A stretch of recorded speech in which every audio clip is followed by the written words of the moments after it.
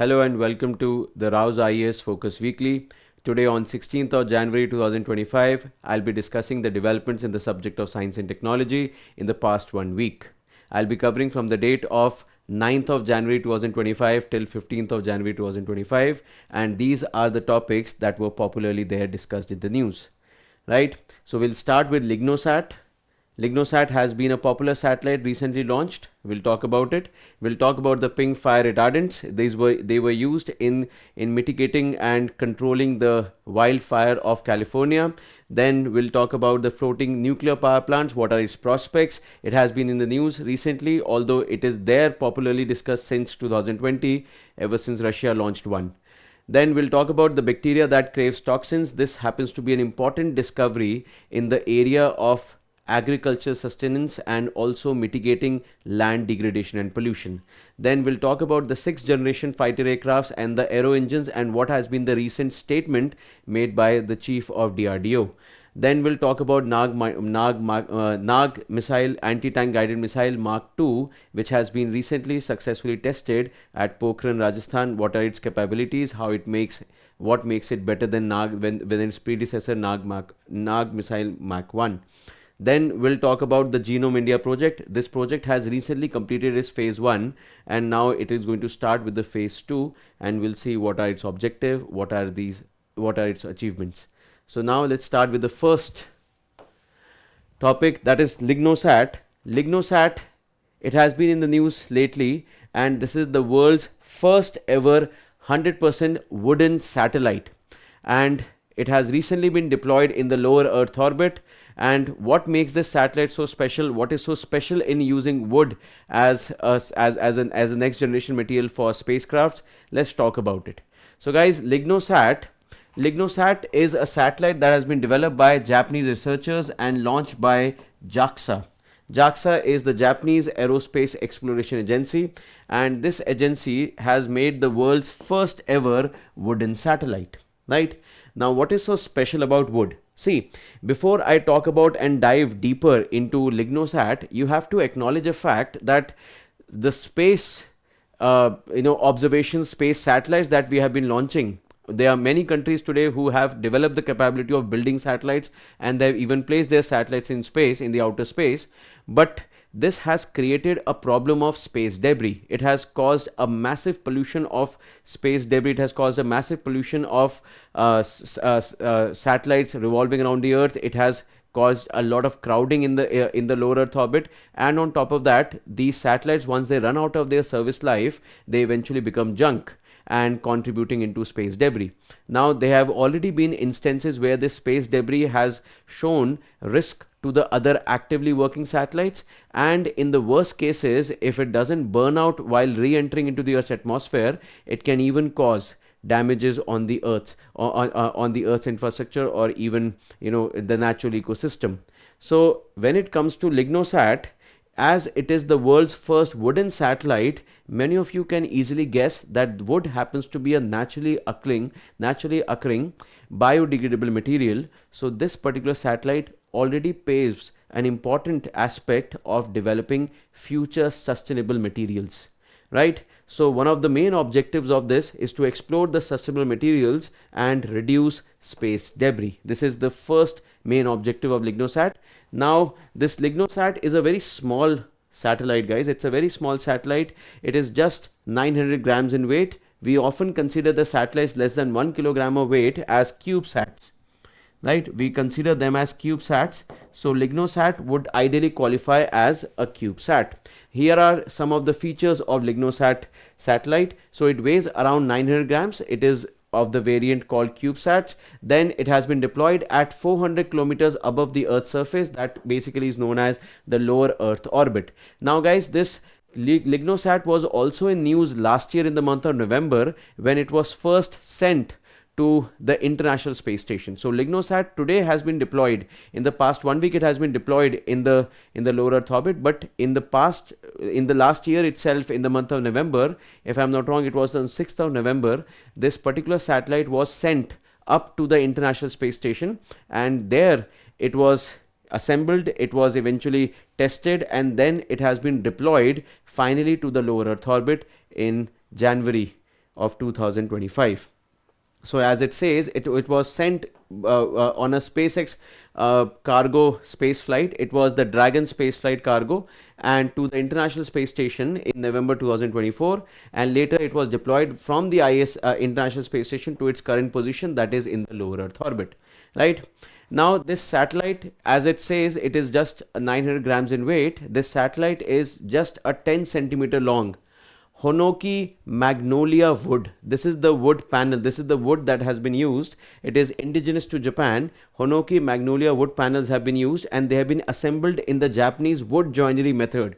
Now, what is interesting about the Japanese wood joining method, that Japanese, they basically make grooves are alongside the wood and eventually attach those grooves into notches in such a way that does not require any screws, that does not require any fasteners, and neither any glue. So this particular satellite becomes even more special because it does not contain any screw, no glue, and no fasteners have been used in order to join the ends of the satellite or the ends of the wooden panels. Now this makes the satellite even more interesting because it is not just opening up a new way of considering wood as a space material, because right now most of the space materials that were used, they were mostly aluminium or thermoplastics or different kinds of metals. But the problem with those metals or thermoplastic was that whenever they would re-enter back into the Earth's atmosphere, there was a chance that they may not burn completely, especially the complex thermoplastics or composite plastics that are being used these days. They happen to have a melting point way greater than the temperature that is often achieved while re-entering back into the Earth. So wood happens to be one such sustainable material, and by delivering something like this, something like LignoSAT, we have been able to set some objectives in front of us. One of the objectives is to investigate if wood can be a space material in the future. Does wood has as possibilities of being used in space? Then finding sustainable alternative materials. This is the long-term objective. So if wood doesn't work, we have to find some other alternative sustainable materials that can work out in space materials. Then we have to also develop, like we are building it in wood, so we also have to prepare the satellite so that it can withstand the temperature variations and the geomagnetic field of the Earth that is felt in space. So I hope all of you understand that if this is the planet Earth and this is our sun, then if you are standing in space, that means you are standing outside 100 kilometers from the Earth's surface. If you are standing in space, the temperature variation is very high. While facing towards the sun, the temperature can easily rise up to 150 to 200 degrees Celsius. This is the kind of temperature that one can reach when you are there in space, while you are facing towards the sun. It is a very high temperature even for wood. Right? And then if you go on to the shadow zone, if you go in the shadow of the Earth where there is no sun's light reaching, here the temperature can fall by minus 150 degrees Celsius to minus 200 degrees Celsius. So it could be extremely cold. So if we can develop a substance, if we can develop a new material that is sustainable and also is able to withstand this kind of temperature variation and also the variations in the electromagnetic field, then wood can be a very suitable material for future space exploration. And then lastly, we also have to find a practical solution to the problem of space debris. I have previously talked about this. Even in our last video, we have talked about something called Kessler syndrome, right? Kessler syndrome talks about how big the problem of space debris could be. It was given by Donald Kessler way back in 1978. He was a scientist at NASA, and Kessler syndrome talked about that how this space junk that is being created, especially in the lower Earth orbit, it can be a problem if this junk keeps growing, because it can eventually cause a chain reaction of collisions one after the other, and we may lose the entire lower Earth orbit forever. So this is a good achievement in the area of space exploration and also in the area of finding solutions to the problem of space debris and also finding alternative materials. So this is the first news that was there in the second week of January. Then comes the second news. It is partly related to environment and also related to science. It is related to pink fire retardant. Right? So what are pink fire retardants?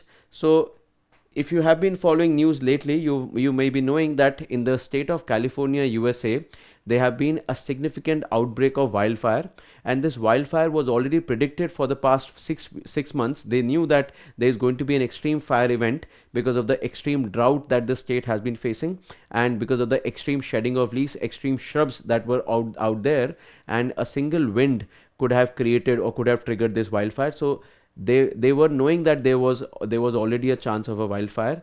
But while this wildfire occurred, we saw a lot of videos of various airplanes that were throwing this pink color cloud or this pink color powder like substance over the wildfire, or to prevent the wildfire from spreading into a larger area. Now, what exactly is this pink fire retardant? What is it made up of, and what is its role? Let's try to see. So guys, this pink fire retardant, it's actually or famously called as Phos-Chek. Phos-Chek is the commonly known name for this pink fire retardant. It is basically nothing but the name of the brand who manufactures this, right? Phos-Chek. And as we know that in the garb of climate change, there is going to be more forest fires expected, and these forest fires are going to get even more intense. So finding a solution or finding a permanent resolve to forest fires becomes an important criteria of defining future sustainable living. So pink fire retardants, they are commonly called as Phos-Chek, and it is nothing but a fire suppressant. So technically, if you look at its chemical formula, it is nothing but ammonium polyphosphate. Ammonium polyphosphate is basically the primary composition of this fire retardant. But interestingly, ammonium phosphate is actually white in color. Ammonium polyphosphate is actually white in color, so it is naturally white. So that means this pink color has been deliberately added. It has been deliberately added into the pink fire retardants. So the pink color is deliberately added, and this is basically added to increase its visibility. So wherever these ammonium polyphosphate has been sprinkled, we have added this pink color in order to improve its visibility for the firefighters, for the fire officers, so that they can easily identify where these areas have already been covered, so that they start covering the other areas so that they can control the spread of the wildfire. Now, what is the purpose of putting ammonium polyphosphate? So ammonium polyphosphate, basically what it does, it blocks the supply of oxygen. Now we all understand that burning requires oxygen. If there is no oxygen, no matter, no biomass, no fuel can actually start burning if there is no oxygen. So if you can cut the oxygen supply, you can actually control the fire output. So technically, this is what a normal fire extinguisher also does, which releases CO2, and that blocks the supply of oxygen and stops the fire then and there. So the same thing ammonium polyphosphate also do. By using this, by sprinkling this, we block the oxygen supply from in the fire, and then eventually causing the fire to slow down in their spread. And what is even more advantageous about ammonium polyphosphate is that ammonium polyphosphate does not evaporate that easily. Like if you sprinkle water, water also lowers down the temperature and eventually controls the fire, but water itself starts vaporizing. At all temperatures it vaporizes and eventually turns into steam at 100 degrees Celsius. So it's quite obvious that if you use water as a fire suppressant, it is not possible for water to remain there to restrict the fire for a longer period, because water itself starts evaporating even with a slight increase in temperature. So the benefit of ammonium polyphosphate is that it does not evaporate that easily, and because it does not evaporate that easily, it basically stays there for a longer period. It is a much more reliable fire suppressant compared to water. I hope all of you guys are able to understand. Then if I move ahead and talk about the concerns, so because it's a man-made material, there is obviously some concerns related to pink fire retardant as well. Firstly, this ammonium polyphosphate or this pink fire retardant contains some toxic metals like chromium and cadmium. They have already been declared as potential carcinogen from WHO, because carcinogenic materials are those materials that have a potential of causing cancer, right? So they do pose a health hazard on the human body. And suppose if this pink fire retardant eventually gets drained into the water body, then because of these chemicals present in the pink fire retardant, they would eventually they will eventually enter into the water body and would eventually contaminate the aquatic life as well. And if that aquatic life is a part of the human food chain, then it can eventually cause bioconcentration of pollutants into the food chain. Bioconcentration basically is a term used in environment and ecology, which means entering of a pollutant from water, entering of waterborne pollutants into the food chain, right? So it can cause bioconcentration of pollutants into the food chain as well. Then if there is a long-term exposure of this pink fire retardant, then it has been also found to be causing kidney as well as liver diseases. So this again becomes an important hazard to the human health. And lastly, many environmentalists even question the overall efficacy, the overall object, or the overall achievement of using the pink fire retardants, because of an obvious reason. Many environmentalists have believed that they would work only when there is a specific terrain, a specific fuel type, a specific weather conditions. Only then they are able to function better. So if there is a certain slope around the mountain, only then they happen to be functioning better. Otherwise, their use may not be that efficacious. It may not be that fruitful to use the pink fire retardants. I hope you guys are able to understand. So this was the second topic that was there in the news in the past 1 week. Now the third topic of our discussion, you would have noticed that all these two topics that we have discussed so far, they happen to be more relevant from prelims point of view.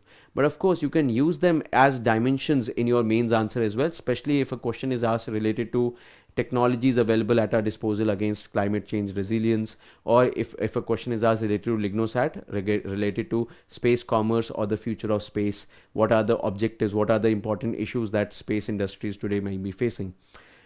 Alright, so now the third topic of our discussion is regarding floating nuclear power plants. Now this was also in news, floating nuclear power plants, and interestingly guys, Russia is the world's first country to have developed a floating nuclear power plant. This is an actual photograph of the Russian floating nuclear power plant. It is a small nuclear power plant of just 35 megawatts capacity, and this nuclear power plant has been simply mounted over a barge or a platform, a water floating platform, and that platform has been put on a river, right?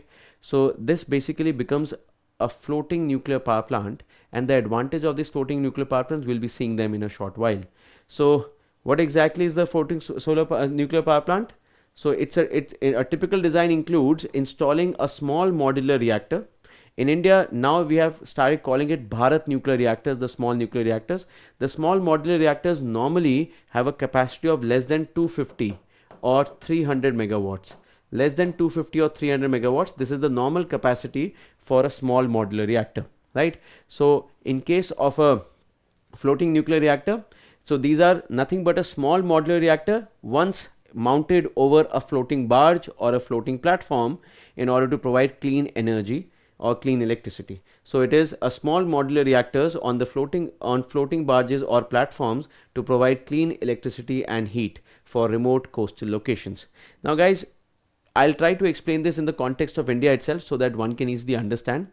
So we all understand that India has got a very widespread coastline. Our coastline spans for somewhere around 7,500 kilometers, and for such a wide coastline, and we have some of our major cities located around the coast, both eastern and western coast. We have got some of our major cities, and then on top of that, we also have some biogeographically, or the biodiversity of our island territories is also so unique that doing any large scale construction, doing any large scale developmental project or implementing it, you all may be knowing that ever since the Nicobar, the Great Nicobar project have been announced, there have always been some news related to the environmental impact of such a project in the region. So when there is so much of concern regarding the environmental impact of such a project, when you acquire and develop projects on land, floating nuclear power plant seems to be a very good practical alternative against such projects. So let me try to give you a context from the context of discussing this topic.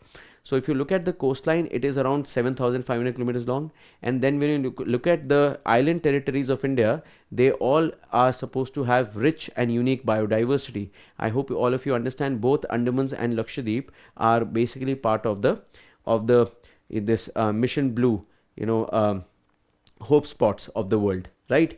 So when it comes to nuclear power plants, we all know that nuclear power plants, they have already been powering many various cities in India. We already have 7-8 locations where nuclear power plants are producing the nuclear energy, and they are helping in providing that energy across the country. But we also know that navy of many countries, including the Indian Navy as well, have already been able to successfully harness nuclear energy based propulsion system in our naval military hardware. Americans already have a naval fleet that is nuclear powered.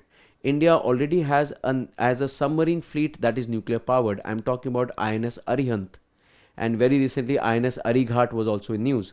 So when you look at the Indian Navy, it has already been able to develop expertise in order to maintain a nuclear powered submarine. That means there is a nuclear reactor that is providing power to the main propellers, and it has already maintained how to manage it as well. So maintain it, develop it, and also manage it. We have already been able to develop this.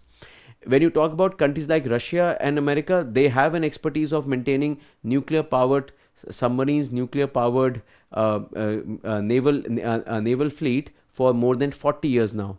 So this technology does not seem to be that scary now, when we already have seen it being practiced or being implemented for more than 40 years, for more than a decade. So when you talk about a floating nuclear power plant, it has now been termed as a very reliable source of energy for especially the areas located far out in the sea, or in the islands, or in the coastal communities. So looking at the wide coastline of India and also the island territories, floating nuclear power plants could be one sustainable solution, a low carbon solution, if not sustainable, but definitely a low carbon solution for energy production there. So the benefit of nuclear energy is that nuclear energy does not produce any CO2, so it becomes a low carbon technology. It only involves a nuclear fission reaction where a large nuclear isotope breaks and releases a lot of energy, and what is produced as a residue is nothing but some small nuclear waste, and most of the nuclear waste is of low low radiation levels, which is called the natural background radiation levels, and only a very small amount of high level waste is produced that can be managed, that can be stored in a confinement facility easily. So when it comes to floating nuclear power plants, they are low carbon power sources, and they can provide not just power but also heat for various other purposes. And what could be the other purposes? In a very cold country, it may provide heat for the region, but in a country like India, we can have desalination of water using the same heat. So we can convert that heat and produce fresh drinking water out of the seawater. And on top of that, it can also favor the National Hydrogen Mission, where we can easily use this energy to break down water through electrolysis and produce pure hydrogen. We normally call this hydrogen that is produced from nuclear energy as pink hydrogen. We often call it as pink hydrogen. Remember that, right? So this hydrogen that will be produced from nuclear power, we are going to call it pink hydrogen, guys. And then it is again an important fact that we can use the same energy to decarbonize offshore oil and gas mining. Now, this may not be in the context of all the countries, but when you look at India, or if I start from Russia, the northern coastline of Russia is very rich in the deposits of oil and gas. So Russia has already been using the floating nuclear power plants to support the extraction of oil and natural gas from their coastline, that further decreases the carbon production of the mining industry. We can also try to implement it and use it in the Krishna Godavari basin. We may use it in the Bombay High basin, where it is possible, where we are already extracting some natural gas. Then lastly, considering the long coastline of India and the major cities, it could be highly beneficial to have floating nuclear power plants in the country. So the case right now is that floating nuclear power plants seems to be a good option for us. But guys, no benefit, no advancements, or you can say no contribution of technology comes without a managing cost. So when it comes to nuclear power, there is no doubt that the risk of nuclear disasters is always there. The risk of nuclear disaster is always there. Even when you talk about a small nuclear reactor, it would still have a risk. See, nuclear energy is no doubt a fantastic form of energy, but it is a highly scary form of energy, right? And the scare mostly gets further exaggerated when you see the public perception towards nuclear energy. we have seen this previously when the Kudankulam nuclear power plant was about to be started. The fishermen of Tamil Nadu, they had a very genuine concern that what if the disposal, disposal unit, or one of the disposal outlet was, of the Kudankulam nuclear power plant was towards the ocean water, and if that water is going to be discharged directly into the ocean, then what impact it will have onto the aquatic life and also the livelihood of the fishermen. So let me tell you one thing here. When it comes to the waste produced in a nuclear power plant, we normally have three types of waste. We have one waste which is normally having the radiation level same as the natural background radiation. Remember that every object almost around us is radioactive. We also have a lot of radioactive substances. You guys may be aware of carbon 14. Apart from that, we have potassium 40 and other radioactive substances as well. Almost everything around us, there is a wooden panel somewhere nearby, even that will also have a radioactivity carbon 14. If there is a plastic panel, it may also have some carbon that could be radioactive. Even the air that we have, it may have some carbon that is radioactive. Everything around us will have some radiations, right? Will have some radiation. The fuel that we are using is radioactive. Everything around us is radioactive. The iron that we mine from the from the interior of the earth, and then eventually take it through a series of process and eventually use it in our appliances, in our equipments, even that iron also happens to be radioactive. But that radioactivity which is naturally present in everything, we normally call it natural background radiations. Now, if there is a substance that matches exactly with the natural background radiation, we do not consider that substance as harmful to us. So mind my words, in most of the nuclear power plants, there is a very strict monitoring of all the waste that is produced, and if any waste that is ever discharged into nature, it is made sure that this waste happens to be natural background radiation level waste.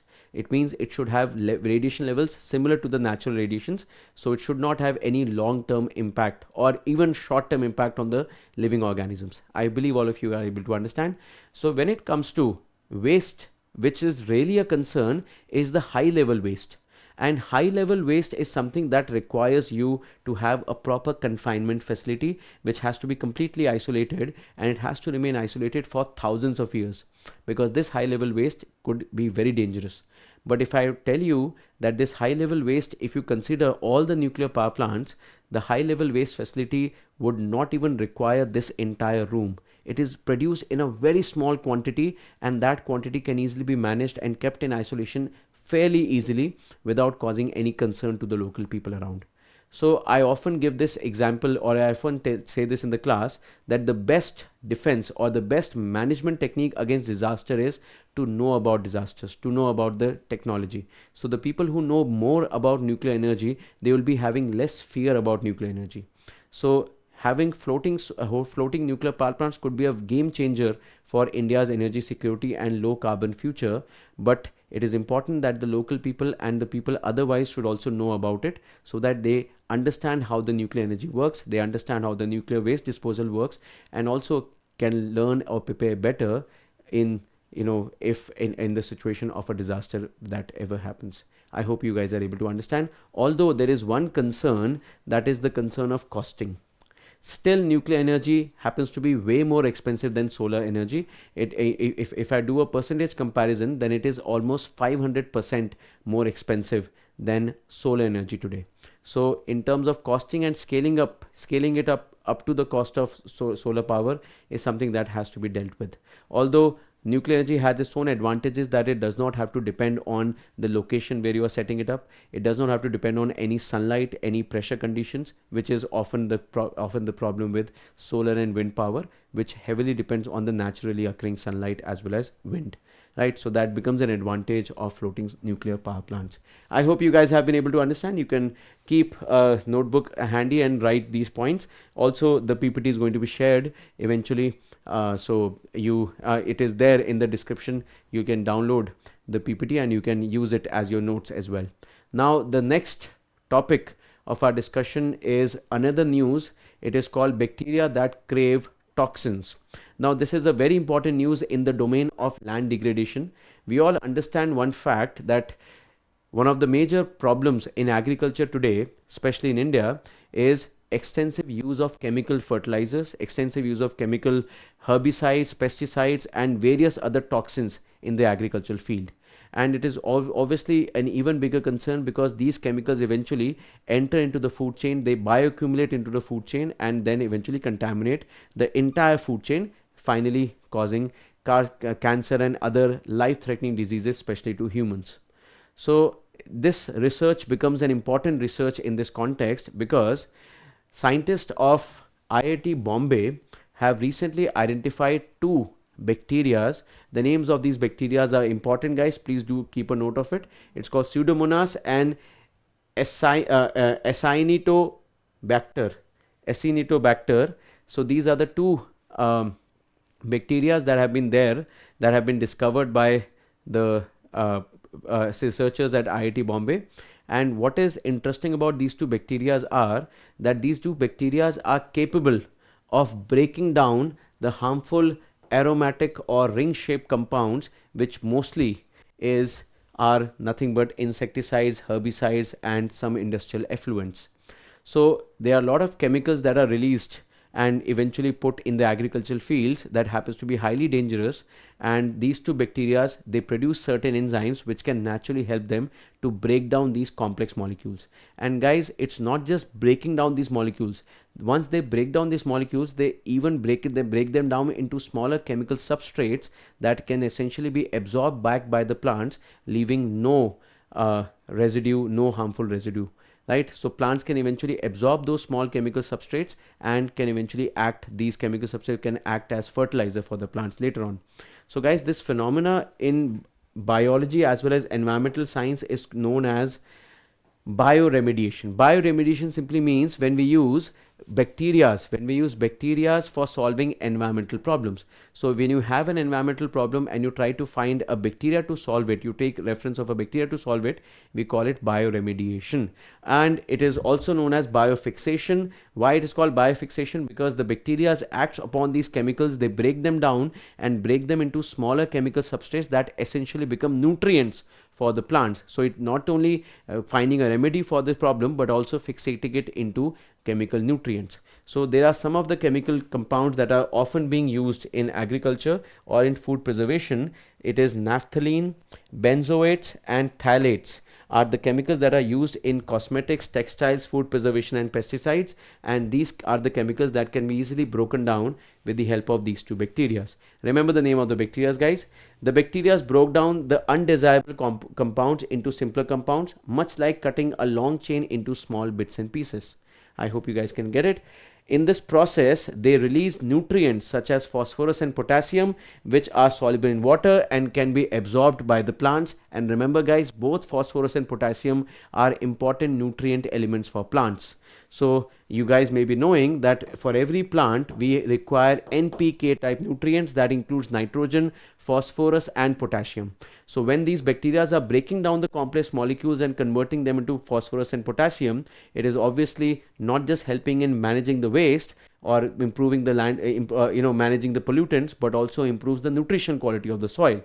Then guys, they also produce substances called, it's called siderophores, which helps the plants in absorbing iron in nutrient limited environment. So it also helps in improving the iron content of the soil. These bacteria can eat up harmful fungi as well. So they are also acting as natural fungicides that can eat up the harmful fungicides, and also they show a better resilience against some conditions like furacic acids and salinity, which tends to retard the growth of plants or growth of bacteria. So both furacic acid and salinity, they show a high level of tolerance against it. That shows that they are very much adaptable. They can be used in hostile conditions as well, and they show a survival that can help them, that can make them a very important bacteria that can help in solving problems in marshes, in saline ecosystems, and also complex ecosystems otherwise. I hope all of you guys are able to understand. So these are the bacteria that were in news, and again this becomes an important topic not only from the prelims point of view but also in the mains point of view whenever a question related to pollution is asked. Right now, the next topic is related to the recent Chinese achievement of introducing the sixth generation fighter aircraft. Now, technically, it was not in the news last week, but there was an interview and a speech where the chief of DRDO talked about the sixth generation fighter aircrafts, and this gives us a moment to talk about the development that happened in the past and also the recent concerns of India related to that development. So when you talk about the sixth generation fighter aircraft, so let me first talk about how do we identify fighter aircrafts in general. So guys, when you try to put fighter aircrafts into a perspective, it's very obvious that fighter aircrafts have been in use since the Second World War. Since the Second World War, we have been noticing fighter aircrafts are being used. But of course, since that time, the fighter aircrafts have improved. They have got faster, they have got more accurate, they have got much more agile. There have been different types of combats developed based on fighter aircrafts, right? So as and when fighter aircrafts have kept on improving, we started putting them in different generations. So there is no official data that this is the generation for such fighter aircraft, but as the fighter aircrafts started developing or started getting more improved, by convention we started calling fighter aircrafts and we started calling them under some generations.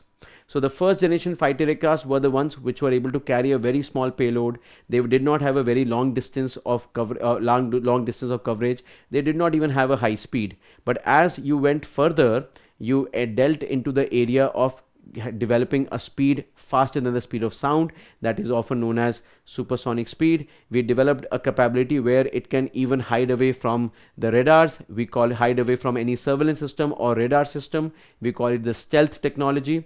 We developed a kind of accuracy where it could go and target missiles very close to the enemy and hit it very accurately. Then we developed capabilities in terms of remaining completely quiet, remaining completely silent, so that the enemy, even if there is somebody trying to see you through the naked eye, they would find it difficult to observe. So we'll try to camouflage ourselves, we'll try to remain as low observable as possible. So based on new technologies, based on new kinds of possibilities, on new kinds of achievements, the new generations of aircrafts started. Now what China has done recently, they have revealed two fighter aircrafts, and both the fighter aircrafts, what they have said, that they both are sixth generation fighter aircrafts, where one of them have been given a code name of J-36 and the other one is J-50. But mind my words, J-36 and J-50 are the code names that are being popularly used by media, not used by the Chinese officials so far. So even when you're writing answers, you can simply mention them as Chinese sixth generation fighter aircrafts. Okay.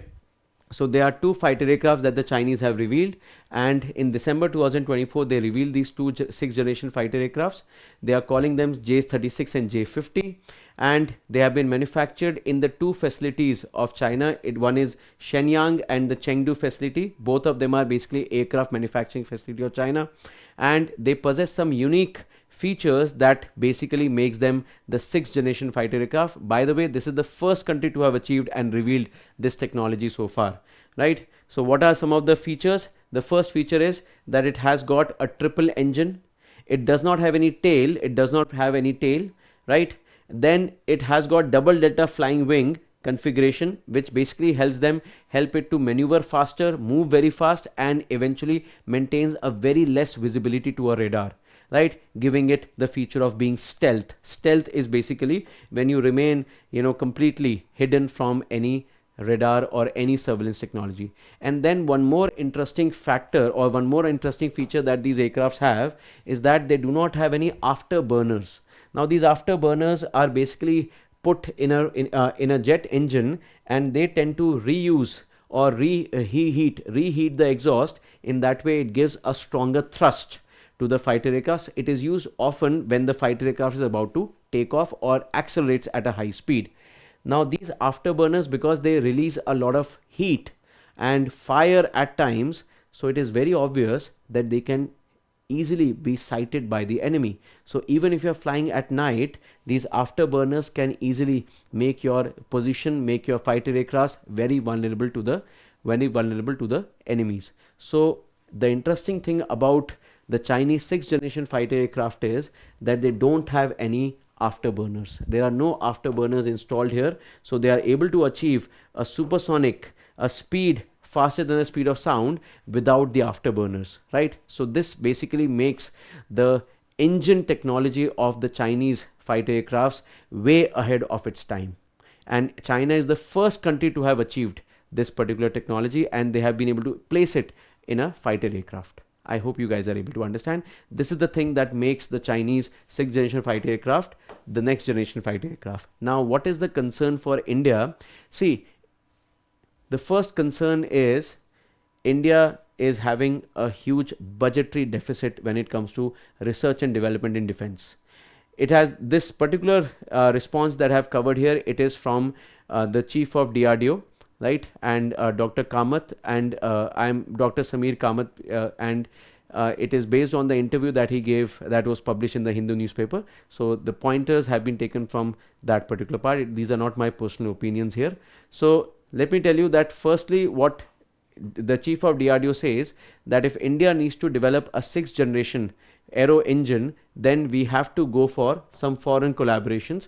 We can develop it, but we have to co-develop it with the help of some foreign manufacturers, right? So single-handedly it would be difficult for India to do it, and we have to at the same time increase our investment to at least 15% of our defense, which is currently just 5% of our defense goes into research and development. So 5% of our defense budget right now goes into research and development.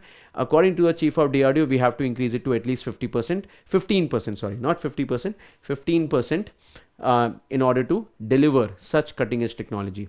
And guys, it's not like India is very far in this case, in this game. India is already working on its 5th generation fighter aircraft. We are already calling it as AMCA. It's called Advanced Medium Combat Aircraft, AMCA. But the problem is that the AMCA is still in the development phase. You know, there are still news coming up that India and France are going to sign a contract for where France may help India in creating or in manufacturing the 110KN engine that India would use in its 5th generation fighter aircraft. And mind my words, guys, the Advanced Medium Combat Aircraft AMCA of India, which is supposed to be a 5th generation fighter aircraft, this fighter aircraft is believed to be at least 10 years. It will take us to even release the prototype. So we have to not only work on increasing investment, but even we have to increase our efficiency of creating the prototypes and testing it, right? In the world of AI and rapid prototyping, it should be possible for us to deliver it much faster. And it is still going to be a 5th generation fighter aircraft. That means it will have some stealth capabilities. It can remain hidden from radars, but in terms of afterburners and such engine technology, this is something that even India or even the 110KN engine will also not have. So this is where India will have to develop or evolve or may have to invest more in order to deliver cutting edge R&D technology. I hope you're able to understand. One more concern I should tell you here, that India has already the Indian Air Force has already ordered nearly 40 Tejas light combat aircrafts, and the order was first made in the year 2009 and 10. Unfortunately, we have still not been able to deliver the order of 40 Tejas light combat aircrafts even till the year 2025. So here is a bigger concern of India's efficiency in delivering the indigenous the requirements of defense technology through indigenous manufacturers. So this is where we have to look at further beyond just increasing the investment. I hope you guys are able to understand. So this is what we have under 6th generation fighter aircrafts. Now there is another achievement in the direction of our armed forces, that is India has recently successfully tested our 3rd generation Nag Mk-II anti-tank missile. Now the Nag missile has been already very popular as an anti-tank missile, but this one is better. It is more accurate, and it has been able to successfully hit all its targets. So this shows the most potent Nag missile of its fleet. So what are the achievements? So Nag is a 100% indigenously developed 3rd generation anti-tank guided missile. So we call it ATGM, right? This is the short form for anti-tank guided missile, and it was tested at the Pokhran field range in Rajasthan, which was famously used for nuclear test earlier, but now it is a field range for DRDO. And this missile uses advanced fire and forget technology.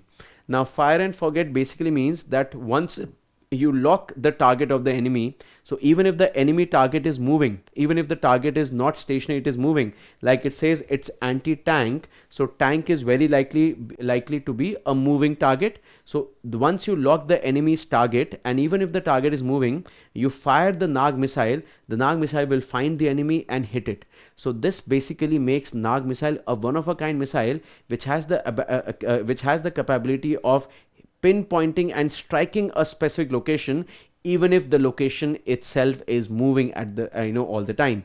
So this makes Nag a very accurate, a very capable anti-tank missile. And the interesting thing is, India is one of the few countries which have been able to develop this. And what is interesting about Nag is that Nag is a 100% 100% fiberglass structure, which also makes Nag a very light version of an anti-tank missile. I hope all of you understand. Now, when you talk about this Nag, it has a range of around 7 to 10 kilometers. So if in an open battlefield, if there is a tank of the enemy lying at the range of 7 to 10 kilometers, you can blindly fire the Nag missile. It will fire and you forget about it. It will find the enemy and neutralize it.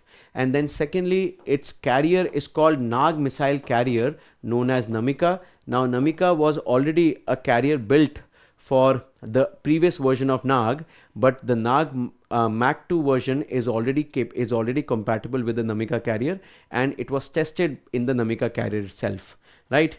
This Namika itself is our refurbished Sarat tanks that we have been using in the past years. And then guys, it basically seek its target through heat, or I should say infrared. So it has got infrared seekers, so it follows the heat produced in the engines of the tank, and as the heat source keeps shifting, so as the direction of Nag also keeps shifting, and it will be able to intercept the enemy through the infrared radiations seeking. So this is what we have under the Nag missile. Now the next topic of our discussion is the Genome India project. Now Genome India project, it gives me immense pleasure talking about the Genome India project. It was a project launched by the Department of Biotechnology way back in 2020 with an objective of creating a DNA sequence database of 10,000 Indians. And guys, in the first week of January, the Government of India or the Department of Biotechnology has announced that the Genome India project has successfully been able to identify and sequence 10,000 genomes of various Indian population, various Indian ethnicities. The initial objective was that they would identify 83 different population groups of different ethnicities based on different facial features, different racial features, and different genomes, and then they will try to create a sequence of those DNAs of at least 10,000 individuals from these 83 groups. But in the achievement frame, they have been able to do it for 99 population groups and 10,000 individuals of these 99 different population groups. So let's see what have been the objective of Genome India. So Genome India project, it has been launched by the Department of Biotechnology in January 2020, right? And in January 2025, it has been able to complete its objective. So the objective is to create a comprehensive catalog of genetic variations specific to the Indian population. Now, why having a catalog of Indian population is so significant, is so important? So we'll talk about it. I hope you understand that there are a lot of diseases. There are a lot of diseases around us that may not be rooted only through infectious or only through pathogenic organisms. Many diseases today, in fact, a majority of population today is dying because of non-communicable diseases. These non-communicable diseases are mostly born out of a poor lifestyle. And these diseases mostly includes the disease like diabetes, hypertension, cardiovascular disorders, and life-threatening diseases like cancer. So when you talk about such diseases, because they are born out of lifestyle, and we all may not be having a same type of lifestyle, but there are some people who still pose a higher risk of developing cancer. There are some people who pose a higher risk of developing diabetes, even though they may not be having a similar or a slightly better lifestyle or a slightly healthier lifestyle, but still they may reflect a higher chance of developing such disease. So what is the genetic reason for such vulnerabilities. So how is genetic responsible for such vulnerabilities? How are different persons' DNA sequence responsible for such vulnerabilities? So this is one of the important focus of the Genome India project, that once we create a sequence of these individuals, we can study the genes, we can study what kind of diseases are possibly found in the humans of different ethnicities, and then we can identify what specific gene among Indians may be responsible for a certain disease. I hope you guys can understand. And once we identify those genes, we can obviously create new generations of medicines where we can create more personalized medicines, and also create medicines where we can silence those specific genes which can actually trigger cancer-like conditions. I hope you guys can visualize it. So the first objective is to create a comprehensive catalog of genetic variations specific to the Indian population. Second is to sequence 10,000 genomes from healthy individuals across India. And second, across India in 83 different population groups, but what they have been able to achieve is 99. So the earlier objective was to have the genome of 10,000 Indians from 83 different population groups, but they have been able to achieve 99 different population groups. So they have overachieved on their target. In the phase 2 of this Genome India mission, Genome India project, the objective is to expand the database to at least 1 million sequences, including genetic information of people with the specific diseases. So we'll try to expand it to 1 million individuals, and then we'll try to definitely pick up those individuals which have some specific diseases, and by studying their genomes, we can do a comparison between a healthy person and a person who has a certain disease, that what kind of genetic differences they may have. And by knowing those genetic differences, it will become somewhat possible for us to find the key reason behind some life-threatening diseases, especially like cancer and diabetes. I hope you guys know that India has the highest number of mouth cancer patients in the world. We have got the highest number of breast cancer patients in the world. Not the percentage, but number. And we are already known as the diabetes capital of the world. We have got the highest number of diabetic patients in the world. We have got the highest number of hypertension patients in the world. So there is no doubt that doing a significant long-term study among Indians, it can really benefit in finding a possible treatment or a possible lifestyle in order to avoid such diseases. I hope you guys are able to understand. So what they have been able to achieve, they have successfully sequenced 10,000 genomes across 99 different population groups in the country. That's what they have achieved. They have also created a baseline map of India's genetic diversity, which helps in understanding genetic variations and disease susceptibility. Right? I hope all of you understand this. Then diseases of various types like cancer, chronic conditions such as diabetes, neurological diseases, and rare diseases prevalent in Indian population, they have been able to study. They have been able to create a database for it. And then the phase 2 of this mission aims to identify genetic risk factors for diseases, aiding in development of targeted treatments and diagnostic tests. So this is another extension of the phase 2 of Genome India project that will help in creating targeted or personalized treatments for a certain disease, and also develop new kinds of diagnostic tools to identify those diseases before they even occur. Right? So I hope all of you understand what exactly is the Genome India project and what objective it has. And guys, you can also think about it in this way, that you can also try to trace ancestry of an individual. If you can study the genetic variations in the population, you can also understand how the intermixing of populations, intermixing of ethnicities would have occurred in the past, right? And this also helps us to identify the movement of the population, the movement of the population groups and their intermixing. I hope you guys are able to understand. This concludes the discussion on Genome India project. And all right, I'm so sorry. There's one more slide. Who all participated and what have been some of the few other objectives. So almost over 20 major institutions, including CSIR, IITs, and ISC Bangalore, have participated in this research. And the project aims to revolutionize healthcare by enabling personalized medicines, like we have already discussed. So this talks about the personalized medicines. It also helps in tracing ancestry, likewise I told you, advancing scientific research and preparing for future pandemics. And the project plans to cover more linguistic and ethnic groups, including rural population, in the phase 2. So in the phase 2, we are going to see more and more penetration of Genome India project in the rural population and covering more linguistic linguistic and ethnic diversity, so that, see, India is supposed to have a linguistic and ethnic diversity of somewhere around 4,000. We have been able to trace only 99 so far. So there's a huge possibility, huge opportunities are there where we can try to cover up a bigger population, a more wider population, and understand how human DNA or Indian DNA specific functions against these diseases, right? The data will also be made accessible to researchers globally, right? So foreign researchers will also be able to use this data, and this will also help us to understand how Indian DNA is different and how similar it is to the DNA of the other countries. This also helps us to create a much bigger, wider global genomic research database, which can help us create medicines and also take help from each other in creating new generation or next generation medication. So guys, this basically concludes the discussion on Genome India, and with this I have also concluded my discussion for today's current affair for the past 1 week.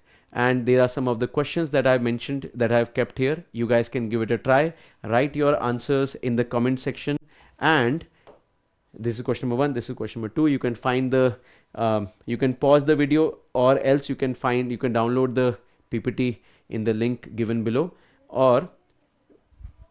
and then what you can do, you can even try writing this answer. This is a question that is a simple question made on Genome India project. You can try to write this answer, and if you want me to personally evaluate it, then you can send it to me on my email ID here. So guys, that would be everything in today's discussion. We'll be meeting next week. Thank you. All the best.